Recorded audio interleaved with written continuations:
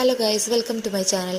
അപ്പം ഇന്ന് നമ്മൾ ഡിസ്കസ് ചെയ്യാൻ പോകുന്നത് മാഗ്നറ്റിസം എന്ന ചാപ്റ്ററിലെ ആ മൊഡ്യൂളിലത്തെ ഒരു മെയിനായിട്ടുള്ള ടോപ്പിക്കാണ് ടൈപ്സ് ഓഫ് മാഗ്നറ്റിക് മെറ്റീരിയൽസ്. 3 മെറ്റീരിയലിന് മെയിനായിട്ട് പറയാനുള്ളത് diamagnetic material, paramagnetic material and ferro magnetic material. ഈ ഫെറോ മാഗ്നറ്റിക് മെറ്റീരിയലിനെ രണ്ടായി ക്ലാസിഫൈ ചെയ്തിട്ടുണ്ട്: anti ferro magnetic material and ferrimagnetic material. അപ്പോൾ ഒരു കമ്പാരിസൺ എന്നുള്ള രീതിയിൽ നമ്മൾ നോക്കുകയെന്നുണ്ടെങ്കിൽ അതാണ് നമുക്ക് ഈ മെറ്റീരിയൽസ് പഠിക്കാൻ ഒന്നുകൂടി എളുപ്പമായിട്ടുള്ളത്. ഡയാമാഗ്നറ്റിക് മെറ്റീരിയൽ എന്ന് പറയുന്നത് വളരെ വീക്കായിട്ടുള്ള മാഗ്നറ്റാണ്. അതുപോലെ ഫെറോ മാഗ്നറ്റിക് മെറ്റീരിയൽ എന്ന് പറയുന്നത് വളരെ സ്ട്രോങ് ആയിട്ടുള്ള മാഗ്നറ്റാണ്. ഇനി നമ്മൾ ഇതിൻ്റെ രണ്ടിൻ്റെ ഇടയിലുള്ള ഒരു മാഗ്നറ്റാണ് പാരാമാഗ്നറ്റിക് മെറ്റീരിയൽ എന്ന് പറയുന്നത്. ഓക്കെ, ഇനി നമ്മൾ കൺസിഡർ ചെയ്യാൻ പോകുന്നത് പെർമിയബിലിറ്റി എന്ന് പറഞ്ഞ ടേമാണ് മ്യൂ ആർ എന്ന് പറഞ്ഞത് സ്ലൈറ്റ്ലി ലെസ് ദാൻ 1 ആയിരിക്കും ഡയാമാഗ്നറ്റിക് മെറ്റീരിയലിൻ്റെ കേസിൽ. ഒരു കോപ്പറിൻ്റെ ഒക്കെ വാല്യൂ നോക്കുകയാണെങ്കിൽ 0.1 സംതിങ് ആ ഒരു റേഞ്ചാണ്. ഇനി പാരാമാഗ്നറ്റിക് ആണെന്നുണ്ടെങ്കിൽ ഗ്രേറ്റർ ദാൻ 1ഉം ഫെറോ മാഗ്നറ്റിക് മെറ്റീരിയൽ വളരെ ഗ്രേറ്ററുമാണ്.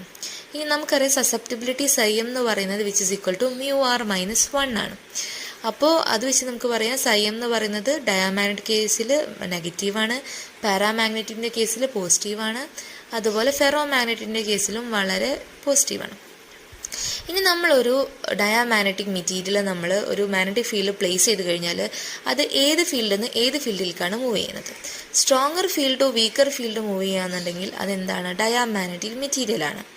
ഇനി നമ്മൾ പാരാമാഗ്നറ്റിക്കിൻ്റെ കൺസിഡർ ചെയ്യുകയാണെന്നുണ്ടെങ്കിൽ വീക്കർ ടു സ്ട്രോങ്ങർ ഫീൽഡാണ് അതെന്ത് ചെയ്യുന്നത്? മൂവ് ചെയ്യുന്നത്. ഇനി നമുക്ക് അടുത്ത് നോക്കുന്നത് ഒരു ഡയാമാഗ്നറ്റിക് മെറ്റീരിയൽ നമ്മളൊരു മാഗ്നറ്റിക് ഫീൽഡിൽ വെച്ച് കഴിഞ്ഞാൽ ഫീൽഡിൻ്റെ ലൈൻസ് നമ്മൾ എങ്ങനെയാണ് മൂവ് ചെയ്യുന്നത്? അത് എക്സ്പെൽ ചെയ്തിട്ടാണ്, അതായത് ആ മെറ്റീരിയലിൻ്റെ ഉള്ളിൽ കൂടെ പാസ് ചെയ്യില്ല. പാസ് ചെയ്യുന്ന പോലത്തെ മെറ്റീരിയലാണ് എന്ത്? പാരാമാഗ്നറ്റിക് മെറ്റീരിയൽ എന്ന് പറയുന്നത്. അത് നമ്മൾ ഈ ഫിഗറിൽ തന്നെ നമുക്ക് വളരെ ക്ലിയർ ആയിട്ട് മനസ്സിലാവുന്നതാണ്. ഇനി അടുത്തത് പറയാൻ പോകുന്നത് ഇതിൻ്റെയൊക്കെ എക്സാമ്പിൾസ് ആണ്. എക്സാമ്പിൾസ് എന്ന് പറയുമ്പോൾ ഡയാമാഗ്നറ്റിക് മെറ്റീരിയൽ നമ്മൾ പഠിക്കുമ്പോൾ ഇങ്ങനെ പഠിച്ചാൽ മതി: ABCC and expensive materials. ABCC എന്ന് പറയുമ്പോൾ antimony, bismuth, copper and carbon. പിന്നെ വരുന്നതാണ് ഹൈഡ്രജനും നൈട്രജനും. പിന്നുള്ളതാണ് വാട്ടറും വുഡും. ഓക്കെ, ഇനി എക്സ്പെൻസീവ് മെറ്റീരിയൽസ് എന്ന് പറയുമ്പോൾ ഗോൾഡും സിൽവറും.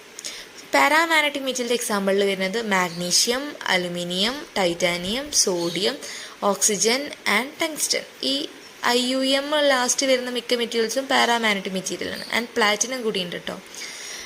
പിന്നെ ലാസ്റ്റതാണ് ഫെറോ മാഗ്നറ്റിക് മെറ്റീരിയൽ: കോനിഫ്, കൊബാൾട്ട്, നിക്കൽ ആൻഡ് അയൺ.